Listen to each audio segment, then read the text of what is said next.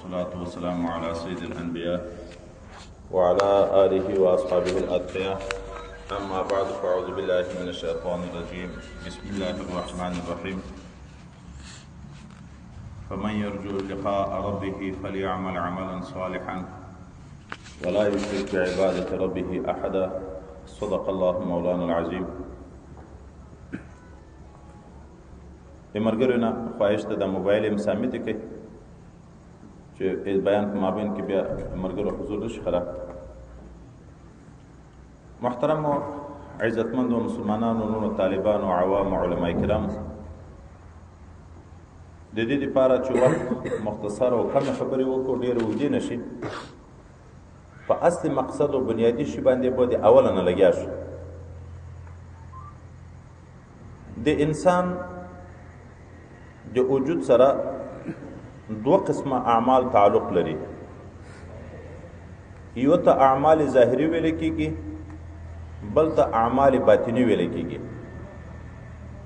یعنی یو قسم داسې اعمال دي چې د ظاهره اندامونه صادریږي، په لاس، په پښو، په ژبه، په سترګو، په غوږو، په قدمو باندې کوم کارونه کېږي. او یو قسم اعمال باطنی دي چې هغه په زړه باندې اجرا کېږي. دواړه قسمه که اعمال ظاهری دي دوه قسمه دي، که اعمال باطنی دي دوه قسمه دي. اعمال ظاهری اوامر او نواهی بعضې داسې اعمال دي چې الله امر پکړی، لمونځ به کې، روژه به نیسې، زکات به ورکوې، حج به ادا کوې، ظاهري اعمال دي. قرآن عظیم شان کې په دې باندې امر شوی. او بعضی ظاهری اعمال دي چې الله دې هغو نه منع کړی ده. قتل به نه کوې، زنا به نه کوې، اغلا به نه کوې، رشوت به نه خورې، شراب به نه چکې، د مسلمان حق به نه ضایع کوې، مسلمان ته به په ژبه ضرر نه رسوې، په لاس به ضرر نه رسوې، غیبت به نه کوې، درواغ به نه وایې، شیطانت او نمیمت به نه کوې، بهتان به نه وایې. یعنې دغسې ته موږ تاسو ټول په دغه باندې پیږو. یو قسم اعمال ظاهری اوامر دي چې الله امر پکړی، بل قسم اعمال دي چې الله منع تر کړی. اوامر فرض دي ادا کولې، نواهی او کړن حرام دي ځان تر ساتنه فرض ده. د اوامر او کړن فرض ده، د مناهی او چې الله منع تر کړی دی هغه پرې خودن فرض ده په سړي باندې. دغه شان د زړه عملونه دوه قسم دي. بعضی اوامر دي چې الله امر پکړی، اخلاص به پیدا کړي، تواضع به پیدا کړي، د الله په قضا به راضي اوسېږي، په خدای پاک به توکل او اعتماد کړي، قناعت به کړي، صبر به کړي، محبت الله او د رسول او د دار د آخرت به کړي. تاسو ډېر اعمال دي. او بعضې بیا مناهي دي چې الله منع تر کړې ده. کفر، نفاق، شرک، تکبر،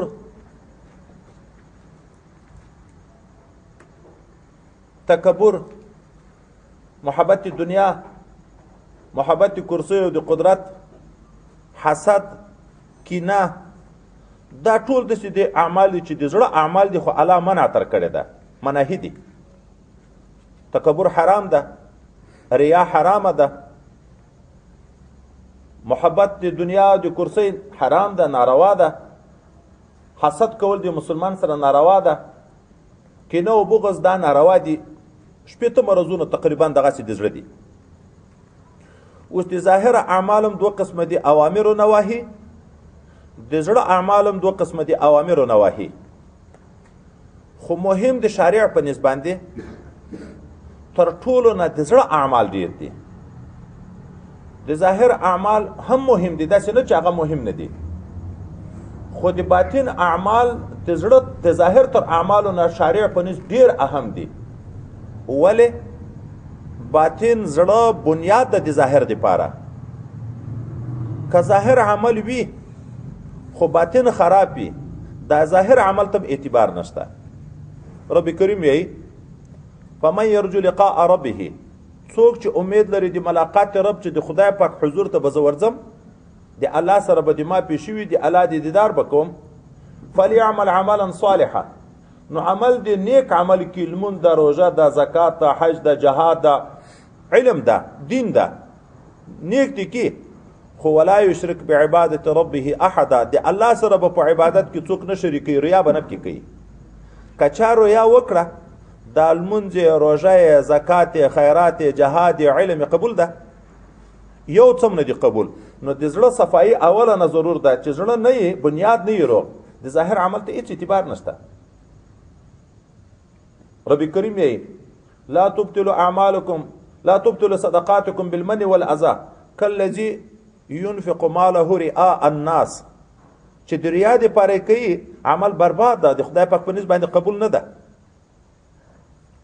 حضور پاک صلی الله علیه وسلم هغه وی د انسان په بدن کې یو ټوکره ده چې صالح و ټول بدن به صالح وي که فاسد و هغه به ټول بدن به فاسد وي هغه څه ده هغه زړه ده تاکید کوي صحابه متوجه کوي د زړه اصلاح ته چې زړه اصلاح کوي چې زړه اصلاح شو ټول بدن اصلاح کیږي او که زړه خراب و ټول اعمال لاړ بربادیږي اوس دغه زړه د ایمان د وجه نه په زړه کې نور وي دغه زړه چې روغ زړه وي عقیده خرابه نه وي خبیث اخلاق نه وي پکې ټول بدن ورسره اصلاح کیږي خو که زړه کې عقیده خرابه وه زړه کې قدرت او توروالی و نو ټول بدن ورسره خرابېږي ولې وایي زړه لکه څرنګه چې ظاهري جسمي طبي لحاظ نه جسمانی د صحت او د مرض مدار په زړه باندې ده که زړه جوړ و دغه زړه د ینې نه وینه په صحیح طریقه باندې را جذب کوي او بیا یې اندامو ته په صحیح طریقه باندې سپلای کوي دغه وینه چې په اندامو کې فاسده شي بیرته د رګو د لارې نه زړه ته راشي زړه بیا صفا کوي بیا یې اندامو ته سپلای کوي او چې زړه روغ وي د زړه ته صحت برابر وي دغه وینه ټول بدن ته په صحیح طریقه باندې رسوي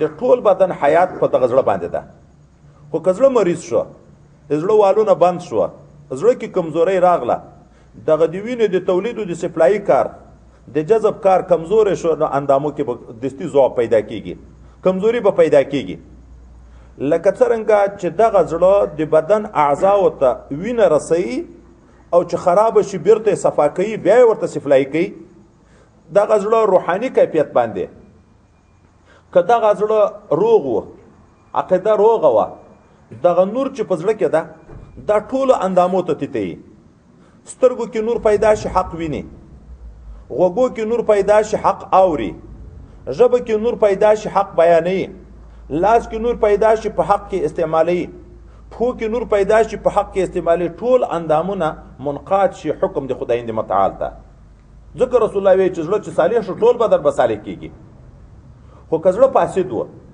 هغه ظلمت او تیاریکي چې د کفر او د ګناو د وجه نه په زړه کې ده خبیث عقیده د بد اخلاق د په زړه کې دي دا بیا هغه توروالی بدن ته تقسیموي سترګې بیا تیاره شي حق نه ویني غوږونه حق نه اوري ژبه حق نه بیانوي قرآن عظیم شان کې رب کریم د کفارو په متعلق کې څه وایي سمون بوکمون عمیون ړانده کاڼه ګونګیان په ظاهره سترګې کار کوي که نه کوي ژبه کار کوي که نه کوي غوږونه کار کوي که نه کوي د هغه باوجود الله ړوند ورته ویلی الله کوڼ ورته ویلی الله ګونګی ورته ویلی ولې په سترګو کې نور نشته چې حق وویني حق د لیدلو نه ړانده دي په غوږو کې نور نشته چې حق واوري د حق د اورېدلو نه کاڼه دي په ژبه کې نور نشته چې حق بیان کړي د حق د بیانولو نه ګونګیان دي کنې ظاهره خو کفار تر موږ تاسې نه په دغه ټولو اندامو کې چې کوم ظاهري آثار دي خو هغه د دې تر موږ نه ډېر په مخ کې دي لیکن الله د هغه باوجود کوڼ ړوند او ګونګ ورته ویلی دا څه کوي بلکې مړی ورته ویلی دا ظاهر ښه ژوندی دا پروفیسران دا د ټکنالوژي والا دا ساینسدانان چې کفار څومره نن په مخ کې دي د هغه طرقې سره سره الله تعالی مړي ورته ویلی دي یخرج الحی من المیت و یخرج المیت من الحی تفسیر کې یو دا راځي که نه چې مسلمان خدای د کافر نه پیدا کوي کافر مړ د مسلمان ژوندی ده او کافر کله د مسلمان نه پیدا کیږي مسلمان ژوندی د مړ تر پیدا شي کافر او من کان میتا فاحیناه حضرت حمزه رضی الله عنه کافر و خو چې ایمان راوړ ابو جهل په خپل کوپر کې پاتې شو الله وی هغه څوک چې مړ و ما ژوندی کو خورک روغو ګرځېدو صحت و قوت و هر څه درلود خو الله دې مړي تعبیر پکړه چې مړ و ما ژوندی کو په چی مې ژوندی کو حیات حقیقي ورته نصیب شو چې ایمان او اسلام ده دا داسې د لکه هغه څوک چې په خپل مرګ کې پاتې وي کوپر کې ظلمت کې پاتې وي لکه ابو جهل دا د خدای پاک په نسبت باندې نه دی برابر اوس د انسان یو جسمانی حیات ته یو روحانی حیات ته د جسمانی حیات د ظاهر بدن صحت او مرض په زړه موقوف د زړه په صحت او په مرض باندې موقوف دي روحانی صحت روحانی ژوندون فی قلوبهم مرض فزادهم الله مرضا الله د کفار او منافقینو په باب کې ویلي دي کنه چې په زړه کې مرض ده والونه باندې زړه یې پړسېدلی ده خو عقیده خرابه ده د خراب عقیدې نه د زړه په مرض باندې تعبیر وکړه فزادهم الله مرضا هر آیات چې اوري انکار کوي هر آیات چې اوري مرضونه نورم زیاتیږي شرک او کفر نورم زیاتیږي اوس نو د روحاني زندگی د روحاني حیات او ممات د دار امدار هغه بیا په لطیفه قلبي په زړه باندې ده د جسم نه د غوښه د زړه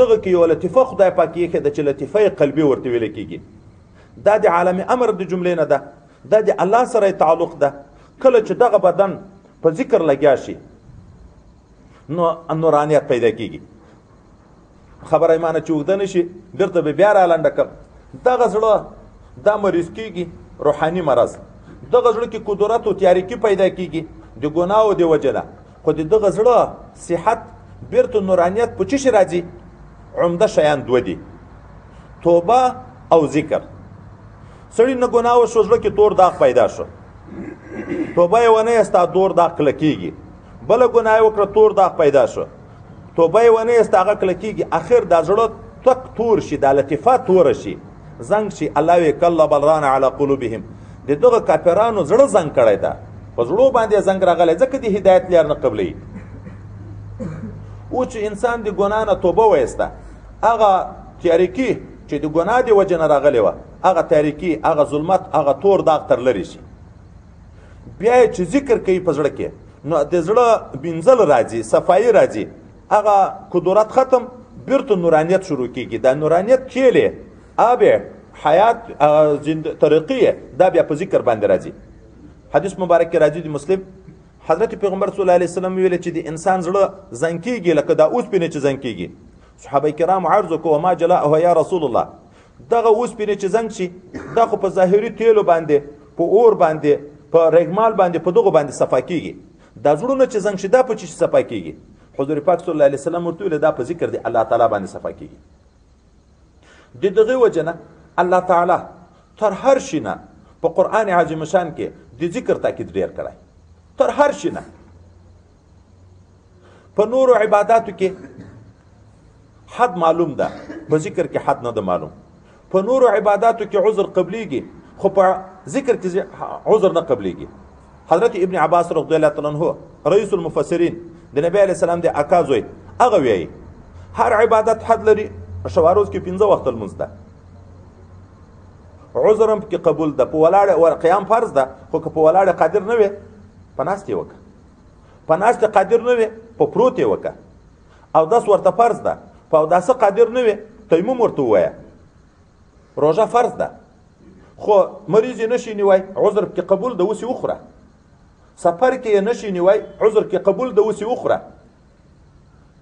زکات ده حج ده عذر کې قبول ده مسکین یې زکات نشته در باندې مسکین یې حج نشته در باندې مسکین یې قربانی نشته در باندې عذر ده کې قبول ده هر عبادت چې خدای پاک د ظاهري اعمال لازم کړي دي حدم لري عذرونه کې قبول دي اما د ذکر په باب کې نه حد معلوم ده نه عذر کې قبول ده ولی کله الله تعالی وی فاذكروا الله قياما وقعودا وعلى جنوبكم د الله ذکر کوي مسلمانانو په ولاړیم کوي په ناستیم کوي په پروتیم کوي انسان عمومي دغه درې حالت یا ولاړ یا ناست یا پروت الله وی په ولاړیم ذکر کوي په ناستیم ذکر کوي په پروتیم ذکر کوي کله الله تعالی وی یا ایها الذين امنوا اذكروا الله ذکرا كثيرا اے مسلمانانو الله یادوئ ډېر یادوئ ډېر یادوئ. ابن عباس رضی الله عنه وایي چې ډېر څه معنی شپه یې که ورځ وي مسافر یې که مقیم یې موړ یې که مسکین یې صحتمند یې که مریض یې خان یې که ګدا یې هېڅوک نه دي تر خلاص. په هر حال کې به ذکر کې په شپه کې وي که په ورځ کې وي په سفر کې وي که په حضر کې وي په صحت کې وي که په مرض کې وي په مړښت کې وي که په مسکنت کې وي. د ډېرو عباداتو نه په مسکنت خلاصې خو د ذکر نه خلاصېږي. د ډېرو عباداتو نه په مرض خلاصې د ذکر نه خلاصېږي. په هر حال کې الله ذکر غواړي. ولې چې ذکر نه وي زړه کې توروالی راځي، چې ذکر نه وي غفلت پیدا کېږي، چې ذکر نه وي د الله نه سړی لرې کېږي. او الله موږ چې پیدا کړي یو د خپل عبادت او معرفت لپاره پیدا و شپه ورځ سوچ به د الله سره وي. ځکه هم حضور پاک صلی الله علیه وسلم د ذکر په متعلق کې ډېر بې انتها احادیث مبارکه بیانوي. حدیث مبارک کې راځي حضرت پیغمبر صلی الله علیه وسلم صحابه کرام روان دي یو غره ته ورسېده هذا جمدان دا جمدان غر ده. بیا څه وي سبق المفردون مفردون په رتبه کې تر هر چا نه لاړه مخکې شوه. صحابه کرام عرض وکړه چې یا رسول الله صلی الله علیه وسلم مفردین څوک دي؟ پیغمبر صلی الله علیه وسلم په جواب کې ورته وایي مفردین هغه خلک دي نران چې د خدای ذکر ډیر کوي، هغه ښځې چې د خدای پاک ذکر ډیر کوي. دا په رتبه کې تر هر چا نه مخکې دي. حضرت پیغمبر صلی الله علیه وسلم فرمایي صحابه کرامو ته داسې عمل زه درونه ښیم چې د خدای پاک په نزد باندې ډېر عزتمن ډېر شریف ده او د عذاب نه د خلاصېدن دپاره تر ټولو نه ښه لار ده، تر ټولو نه ښه لار ده چې د خدای د عذاب نه تاسو د نجات ډېر درکوي.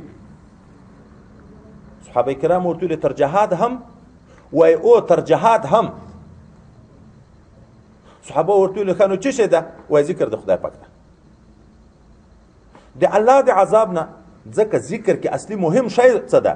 ذکر کې زوال د غفلت، ذکر دغه ته ویل کېږي چې حضور پیدا شي. که حضور نه وي په لمانځه ولاړې په لمانځه ولاړې خو چې حضور نه وي برابر.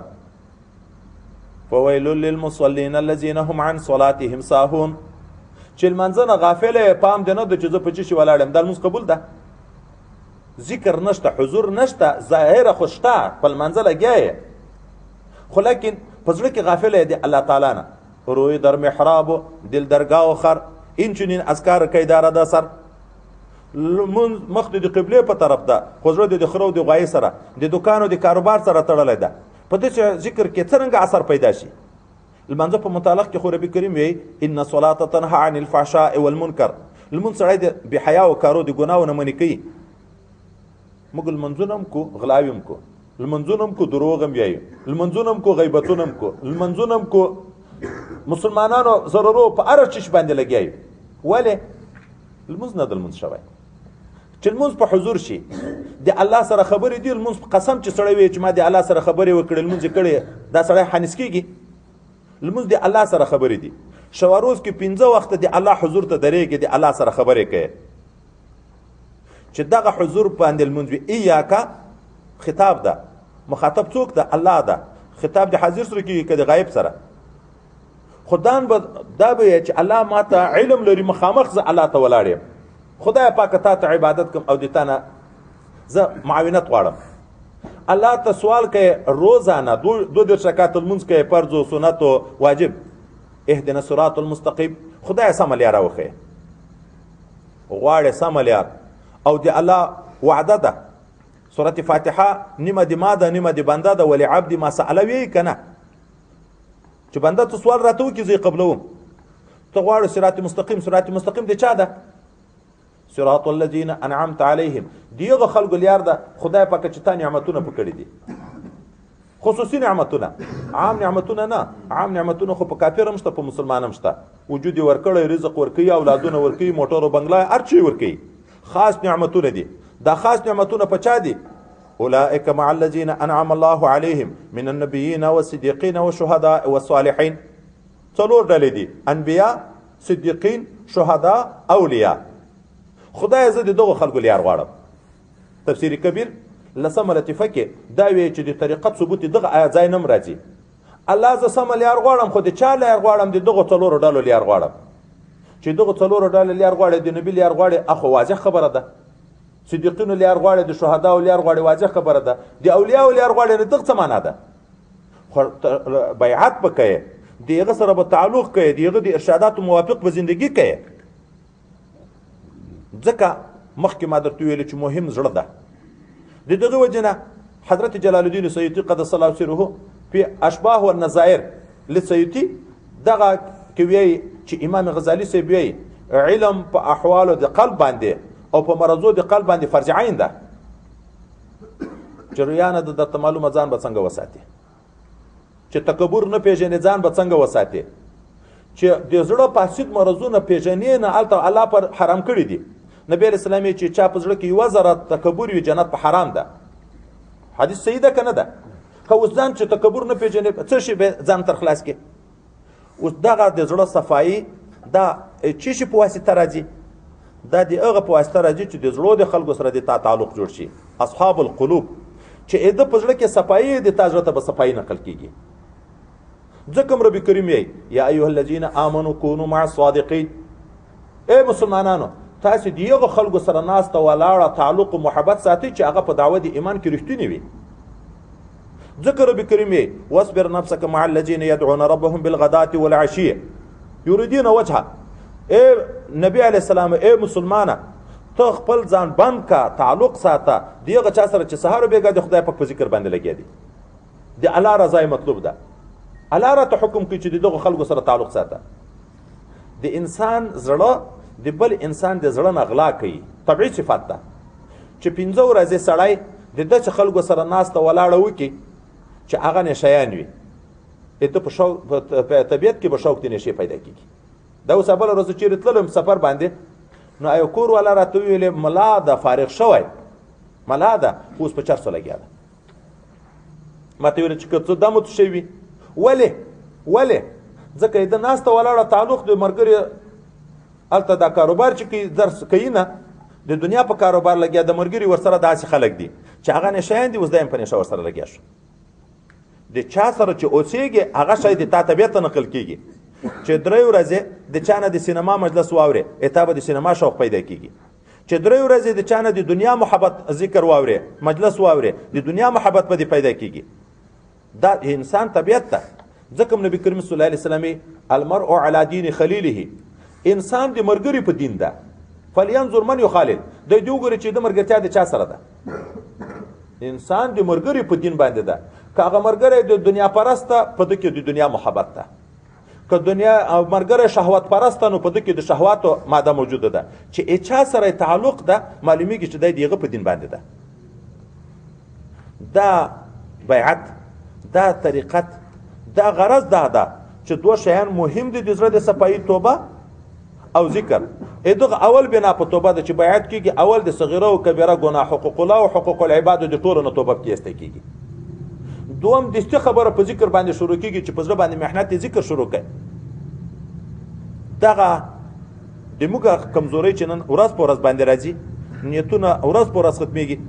دا څو کاله مخکې موږ استاد قصه کړه چې شیخ سلیم الله خان صاحب دامت برکاتهم العالیه د وفاق کابینه راټوله کړه. بیا دا خبره وکړه چې دا څه وجه ده. مخکې په علاقه کې یو عالم و، په ټوله علاقه باندې به قابض و، ټولو خلکو به د خبره منله. اوس دی په پښه باندې معذور ده چې زه دا ګوډه پښه اخلم په طالب په ملا کې ګدم دومره طالبان ملایان ډېر شو. لیکن عوام د موږ نه پردي شو، خبره ته غوږ څوک نه نیسي. ورځ په ورځ رانه لرې کېږي. وجه څه ده؟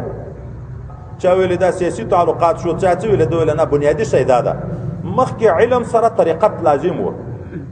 حضرت امام صاحب د فقه تعریف په چیز سره کوي، معرفت النفس ما لها و ما عليها.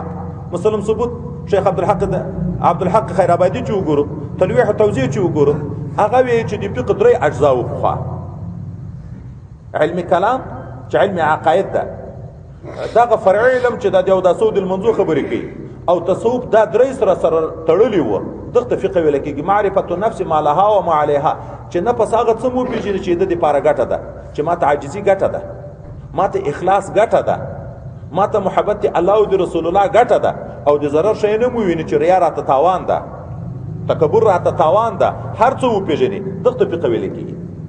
نو مخکې فقه هغه د خلکو د کامیابۍ ذریعه وه. تصوف وب کې علم د خدای د رضا لپاره کوو. نن تصوف و مدرسې او خانقاوې سره جدا شوې. خانقاوې اکثرو داسې خلکو په مخه باندې پسې اخیستي چې د هغو سره علم نشته، هغه اکثره په شرکیاتو په بدعاتو لګیا دي. چې ملایانو مدرسو والا دي دغه اکثره د تصوف سره تعلق نشته، اکثره په فسق باندې لګیا دي. ځکه حضرت امام مالک صاحب من تصوف بغیر علم فقط تزندقه، څوک چې تصوف به علم کې کله کفر ته وځي. ومن تعلم من غیر تصوف فقط فسق، څوک چې علم کې او تصوف نه ور سره فاسق ګرځي. شریعت په اصطلاح چې په علم عمل نه کوي یو سړی ته عالم ویل کېږي که فاسق ورته ویل کېږي. ومن جمع بینهما فقط تحقق، څوک چې دواړه جمع کړي چې هم علم وي هم عمل وي. تصوف په مطلب چې ده شریعت په ځان عملی کول. شریعت په ځان عملی کول د تصوف په مطلب دا ده. اوس چې پر علم باندې عمل شروع شو، من عمل بما علم ورثه الله علم ما لم يعلم، څوک چې عمل وکړي په یغه علم چې زده الله به داسې کشفیات ورته شروع کړي چې د په مدرسو کې نه وسته کړي. دا کشف شیان دا چیرې په مدرسه کې په کوم کتاب کې چاته پیدا کیږي چې سل واره دورې وکړي تفسیر ووایي چاته کشف پیدا شوی ده. چې عمل په دین شروع شو، اخلاص صفائی په زړه کې شروع شو، نه کشف شروع کیږي. حضرت پیغمبر صلی الله علیه وسلم اتقوا فراسة المؤمن فانه ينظر بنور الله، د مسلمان د کشف نه ځان ساته، هغه د الله په نور ګوري. اولیاء جواسیس د قلوب دي، هغه ته په صفا زړه به ورځي. اته په زړه خدای پاک هغه ته علم ورکړي. خو نبی علیه السلام وایي ان فی ذلک لآیات للمتوسمین ای للمتفرسین. الله قرآن کې وایي دغه دلایل د عبرت کې دلایل دي د متوسمینو د لپاره. متوسمین څوک دي؟ متفرسین، هغه د کشف خاوندان. حضرت پیغمبر صلی الله علیه وسلم په خواني امتو کې هم د کشف خاوندان تیرو. د ما په امت کې کوینو حضرت عمر ته ډیر کشف ده. په مدینه منوره کې په تقریر باندې لګیا ده. مجاهدین په عراق کې محاصره شو. د دغه د کې نه دی ویني او غږ خدای پاک د په واسطه ورسي یا ساریه الجبل، اے ساریه دغه طرف ته پام وکړه. یو ټولو ته आवाज هم رسیږي، پیم ځنی چې د حضرت عمر صاحب غږ ده. نه موبایل و الته، نه وایرلیس و الته، نه تلویزیون و ډیش و انټرنیټ و الته. او دغه باندې عمل کوي خدای پاک نجات نصیب کوي. شرقاید وګوري عذاب قبر طرف باب د کراماتو کې، مشکات شریف وګوري باب د کراماتو کې دا د حضرت عمر رضی الله عنه واقعي ذکر کوي. لیدل راغله کرانغله سترګې منور شوه. بخاری شریف دوم جلد کې حدیث مبارک راځي نبی علیہ السلام یې چې الله تعالی وی من عاد لی ولیا فقط امر کې وی ما ته بنده په فرض رانی دي کیږي. څوک چې د ما د ولی سره من عاد لی ولیا فقد اذنته بالحرب، چا چې د ما د دو سره دښمنی کړه اما اعلان د جنگ ورته الله تعالی وی. دلته یو عجب نقطه ذکر کوي. من عاد لی ولیا، لی رامخ کې کو د سنوي من عاد ولیا لی، و اشاره ده دې ته چې د اولنه دښمنی د دوست الله سره د الله سره دښمنی د من عاد لی مخ کې کو. من عاد لی ولیا فقد اذنته بالحرب، چا چې د ما د دو سره دښمنی کړه الله وی د ما اعلان جنگ د ورته. او بیا وی په فرض ماته دوستی پیدا کیږي نږدې کیږي، بیا چې نه په عمل کوي نږدې کیږي تر دې پورې چې امام محبوب شي. څوک چې د امام محبوب شي الله وی زسترګې شم چې پیغه باندې لیدل کوي، زه غوګونه شم چې پیغه باندې اوریدل کوي، زه قدمونه شم چې پیغه باندې رفتن کوي. الله ته حجابات شته، ټول دنیا ارڅ ویني کوي نه ویني، ولې ته کړه ټول دنیا کشف شي. الله وی زسترګې شم چې په ما باندې لیدل کوي، زه غوګونه شم چې په ما باندې اوریدل کوي، ژبه شم چې په ما باندې بیان کوي. حضرت عمر د غږ رسیږي دی وی میاشتې په مزل لري د دې بنده په طاقت شته. په جسمانی طاقت کې دا خبره پیدا کیږي، په جسمانی طاقت په سترګو کې دا دیدار پیدا کیږي. دغه نږدې دیوال شاته څوک شي ویني، دیوال څه کې د نری پرده د نری څادر دلته ویني، زدا یو نه وینم. او د یوې میاشتې په مزل غرونه دي، بیابانونه دي، دغه ټولو نه یو خاطر څوک ویني. حالا وی زه سترګې شم چې پیغه باندې لیدل کوي. دا کشف چې پیدا کیږي شانوشاه کشمیری صاحب،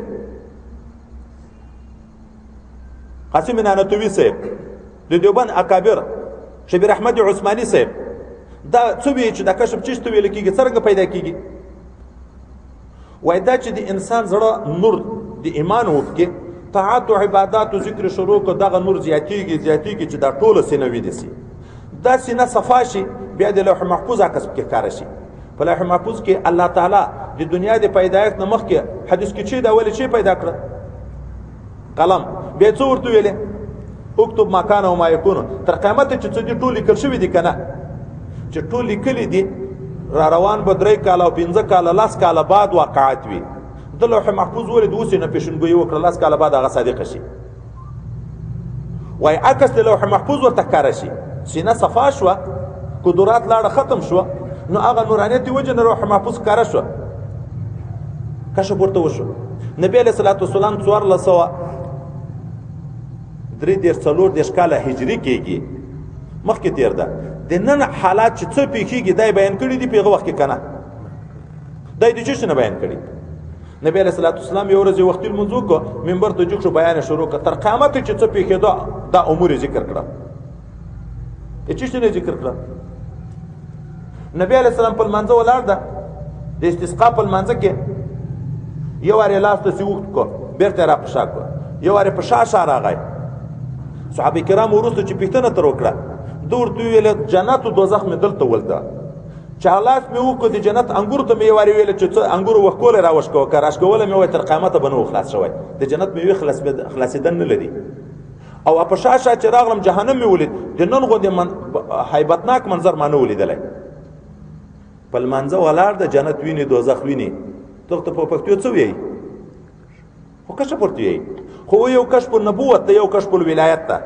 د نبی کشف حجت قطعی ده دلیل قطعی ده هغه احتمال د خطا نه لري او دی ولی کشف دلیل زوینی ده احتمال د خطا لري ولی حضرت قاسم نانوتوی صاحب بانی د دارالعلوم دیوبند دا روان ده او شاګرد ورسره ده دی جیلر سره د جیل د افسر سره څکار ده پلیار دی دغه شاګرد ورته وی چې جی دا اولیاء او تکشف کیږي کنه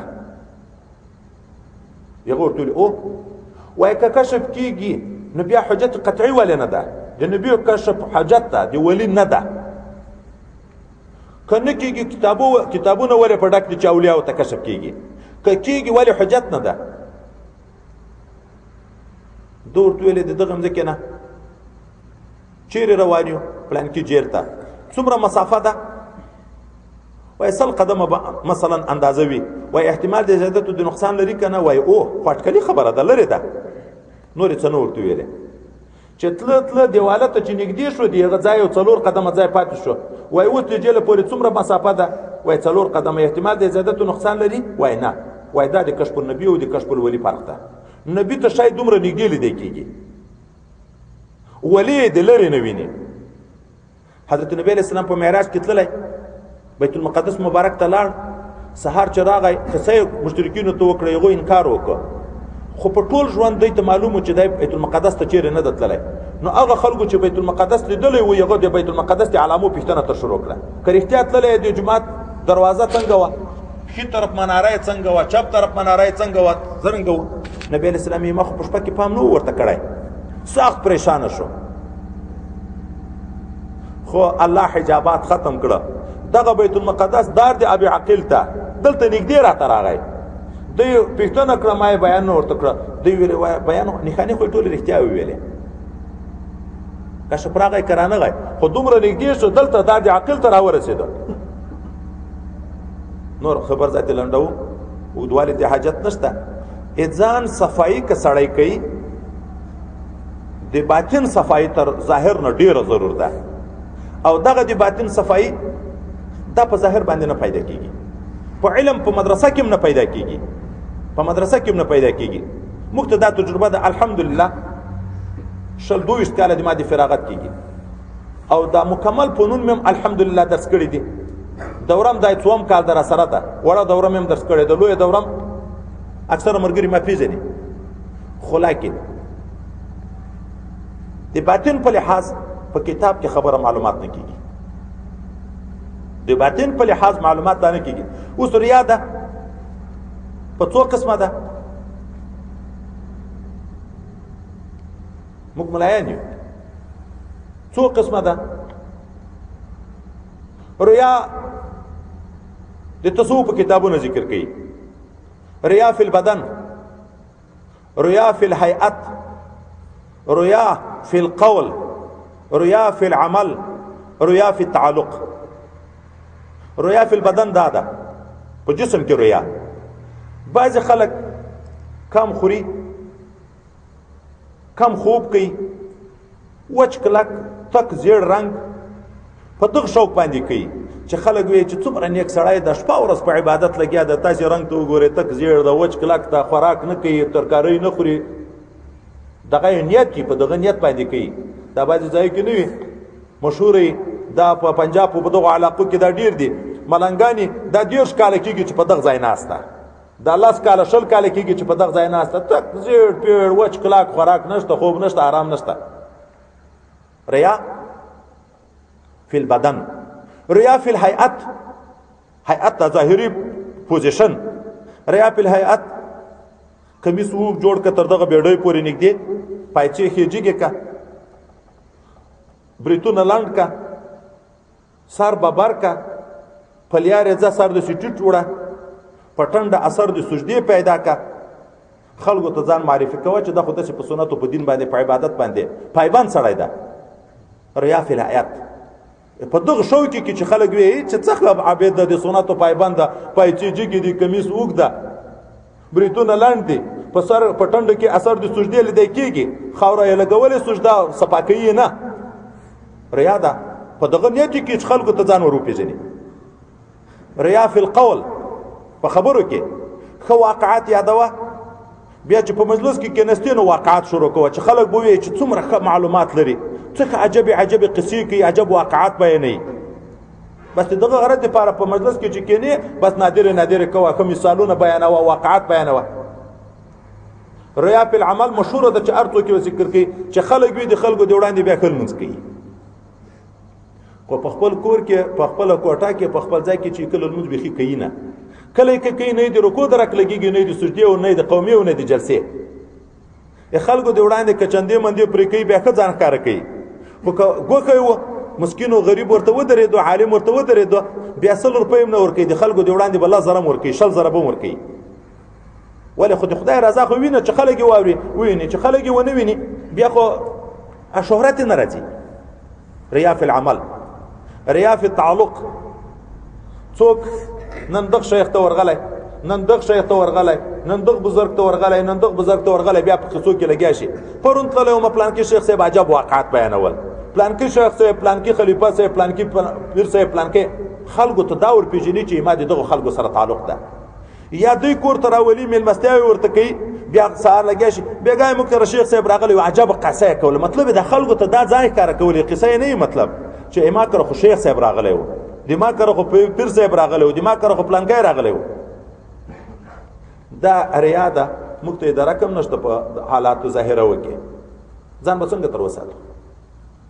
تکبر ده. کله یې منشه د تکبر مال شي، دنیا یې ډېره شي، په خلکو یې زیاتې غټه وي. دغه ته یې نه ده پام چې که دنیا د عزت شی وای بیا به کافر ته خدای پاک نه ورکوله. که په دنیا خدای ته سړی نږدې کېدی نو بیا تر مانه کافران عزتمند دي د خدای پاک په نسبت باندې. کله تکبر ورسره پیدا شي په قوت باندې، ښه جسم کې چست وي، چالاک وي، ښه قوت لري، بس په نورو غریبانو عاجزانو باندې غټه وي، ظلم ستم پکوي. دغه ته یې نه ده پام. که په دغه طاقت جسمانی باندې انسان خدای ته عزتمند کېدی، خر او غویی، اوښ، آس، دا ډېر قوت لري که انسان، بیا خو د خر او غویی تر مانه عزتمند دي. کله چاته تکبر د ښایست وجه نه پیدا شي، ښه رنګ ورته پیدا شو، بیا خصوصا په دا ښځو ته یې پوه کې دا خبره بیخي ډېره ده وایي چې لږ زینت ولري بس په هر چا یې غټه ویایي. دغه ته یې پام نه ده چې دغه زینت او دغه ښایست د ما تر څه وخته ده او څه کیفیت ده. خېټه کې مې دننه شی دي، مخ خو مې ښایسته ده، خو په خېټه کې مې دننه شی دي، په سپنګو کې مې دننه شی دي، په غوږو کې مې دننه شی دي. د خپل بدن کې اجزاو کې فکر نه کوي. مخ ښایسته ده خو خېټه خو د ګن نه ډکه ده، بدبویي ته څوک ګزاره نشي کولی. د خپلو ګړنګو نه بیا سړي زړه راجګېږي، د خپلو غوږو د خیرو نه د سړي زړه راجګېږي. کله قدرت سبب د تکبر وګرځي صاحب شو بس ذاتی غټه باندې وي د کلی سړی بو یې خبر شناخته یو خو چې وټو ته ودرېدو مشر شو بیا سلام هم ناچی په موټر کې سپور د بیا درته دریم نه ته به لاس ورکې دی به مخ په دابل طرف باندې ګرځي قدرت پیدا شو دغه نه د پام چې زه د ملک وزیر اعلی نه وزیر اعظم د شم صدر مملکت د شم او چیف مارشال د شم ارڅ د شم خو دی وته به طاقت لرم دومره عاجز یم دی و میاش طاقت لرم یو سپګه طاقت لرم دی وړګه طاقت لرم په قدرت باندې نازيږي څوک په علم باندې لکه سبق کې کامیابی درس او تدریس کې طالبان ورته کینی وعظ او بیان او نصيحتو کې ډیر کې ذاتی غټه وی تر پلان کې مولانا خو ځکه ملایم بس ملایانو ته په کم نظر باندې ګوري دغه پام نه ده چې علم خو سبب د خشیت الهی دی نه ما یخشى الله من عباده العلماء علما خو په ټول مخلوق کې د خدای نه ډیر ډاریږي چې د خدای نه څوک ډیر ډاریږي هغه تکبر کوي دغه پام نه ده چې عالم چې په خپل علم عمل نه کوي په جهنم کې تر ټولو نه هغه بدترینه کنده دي چا ده رسول الله وی د جب الحزن پناه غواړي د چې کنده د چې نور جهنم روزانه سلواري پناه تر غواړي خدای دې دغه حال نه مې وساتي دا د چا ده دا د دغه علما او ریاکارو ده د دغه قاریانو حافظانو ریاکارو ده نه تکبر پیژنو منې منشره ته معلوم ده ځان ښه سړی راتل دی کیږي ځان ښه سړی راتل دی کیږي چې څه خو ته په شریعت پایبند دي دا لیار د تصوف نه بغیر دا پیدایښت مشکل ده چې څوک یې وپیژني ولې موږ خپل چې مریض شو په خپل بدن په خپل مرض باندې خپل علم لرو د خپل مرض تشخیص خپل کوي شو چې ظاهري بدن مده ورشو ډاکټر ته ډاکټر ټیسټ وکا الټراساوند وکا معاینه وکا تشخیص د مرض وکي چې تا کې زیړای ده بیا چې دوايي راته کوي په یغه باندې اعتماد دي ډاکټر په خبر ولې ټیسټونه کړی دي اکسرې کړی دي بیا پریز باندې عمل کوو چې څه شنه منی کې هغه نه پریز کوو چې دوايي راته کوي هغه دوايي استعمالو خپل بدن کې خپل مرض خپل معلومات نه چې معالج ته ورنشو په خپل به د تکبر نو تر سپنمو پرې ډا کې خپل درک نه ورته لګيږي چې په تکبر کې چې معالج ته ورنشي د خپل روحاني معالجین لري چې څوک د باطن حال لري ای باطن سترګې اخلاصي وي هغه ته په باطن باندې علم لري چې په دغه کې تکبر ده نور خبر ذاتی بس کوم خزه د کنر ده الله ته محتاج یو د الله بندگان یو الله په قیامت کې الله د نر نه کدي خزه نه چی غواړي یوم لا ينفع مال ولا بنون الا من اتى الله بقلب سلیم هغه د قیامت د ورځ ده چې نه چاته ګټه اولاد رسي نه دنیا رسي نه په دنیا سره خلاصيږي نه په اولاد په چی خلاصيږي په سالم زړه خلاصيږي چې زړه صفا او په دغه باندې به سړی خلاصيږي نه په خایست او نه په مخ کې مې تکبر منشي چې درته په دغه یو چی باندې ان الله لا ينظر الى صوركم ولا الى اموالكم ولكن ينظر الى قلوبكم واعمالكم نه خدای دې ته ظاهري ځواني ته ګوري نه دنیا ته ګوري چې مالدار د نو وای بخا خو ځوان د خایسته د وای بخا ګوري دې تاسو زړه ته او د تاسو عمل ته زړه مو څومره صفا ده او عمل مو څومره په شریعت باندې برابر ده نو خدای پاک دې موږ تاسو زړونم صفا کی الله مو دې ظاهرم په شریعت باندې برابر کی نبی رسول الله هم دغه دعا کی